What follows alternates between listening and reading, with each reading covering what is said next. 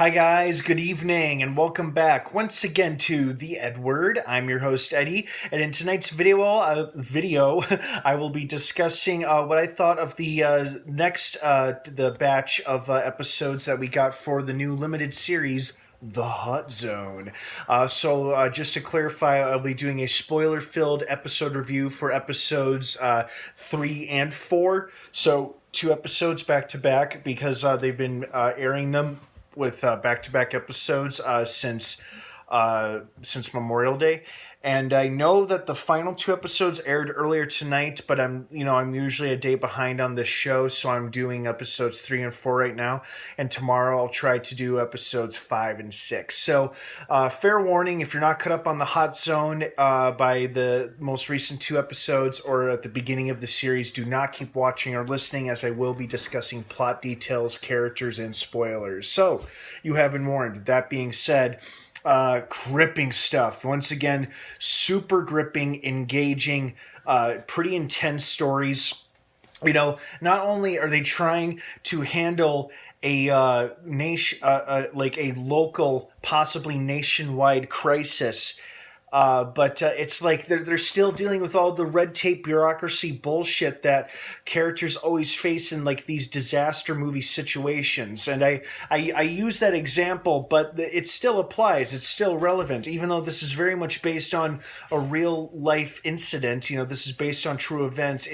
This is typical that we see in like disaster films or in other viral outbreak stories, or whenever there's any kind of like nationwide or like local emergency and somebody is trying to do the right thing to stay on top of this shit, and there's always that one government official prick who's always getting in the way, deliberately or not, and they're always like throwing a monkey wrench in the plans. And it's like this asshole comes along from Carter's past. He's like, "Oh, I'm with the CDC now, and we're taking over because you guys have no jurisdiction." It's like, man, fuck off. He started off as a cool guy in the flashbacks, but now he's increasingly becoming more and more of a bigger dick. And obviously there's bad blood between him and Carter. And he's going as far. It's like he has clearly so much resentment and spite towards him that he went as far as to try to get his wife, the woman from the flashback, who's now his wife apparently, to declare that the man in the hospital doesn't have the Ebola virus, but he's got something else.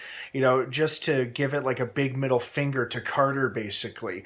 It's like, how dare you, sir, give a middle finger to Sir Davos? But no, and then I love how it's like they tried handling this crisis, and then like the main character, Colonel Jax, Nancy, she's trying to do her best to save everybody here, and she's dealing with like some sexist bullshit where her own husband and her boss decide without her consent that it's too dangerous, and they're not going to risk her leading such a dangerous, risky mission into the monkey facility. I mean, it's like she even said it herself. She had to work so damn hard to get to the position where she became a colonel at USAMRIID, and now it's like she's being denied the privilege or responsibility of carrying out her job, of her responsibilities, simply because she's a woman, and her own husband isn't making the greatest argument or case for it either. I mean, it's like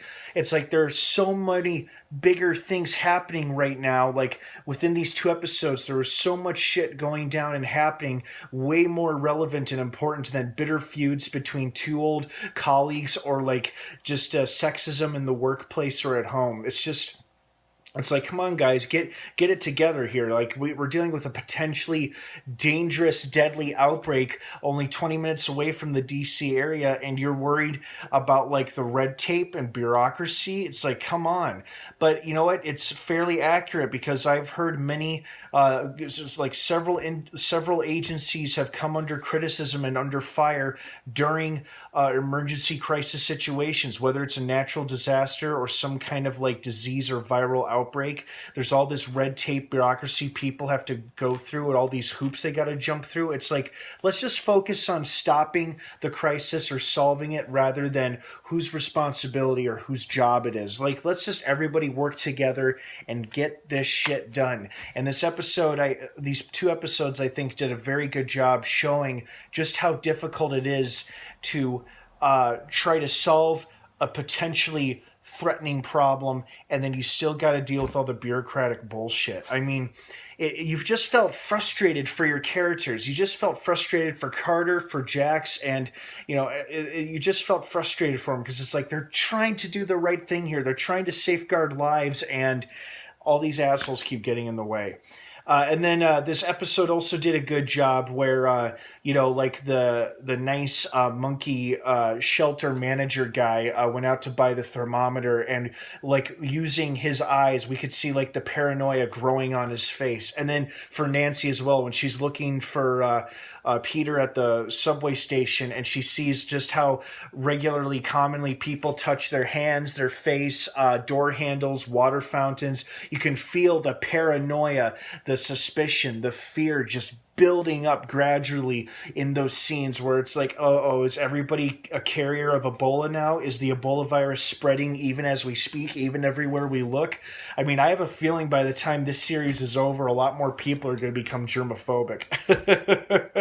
But these were very entertaining episodes. The risk is higher now because now they're going to try to eradicate the infected monkeys, and now they got to track down all of the workers from the monkey place, and hopefully nobody else has contracted it. But with only 2 more episodes to go, they're just going to be jam-packed with suspense and excitement and just gripping storytelling, which all 4 episodes have consistently done for us.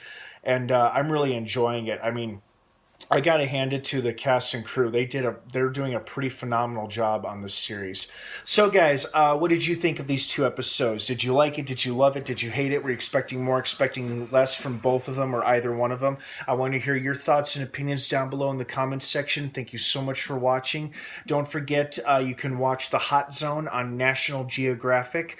And the final 2 episodes, I believe, aired earlier tonight. You can expect my review in the next few days or so.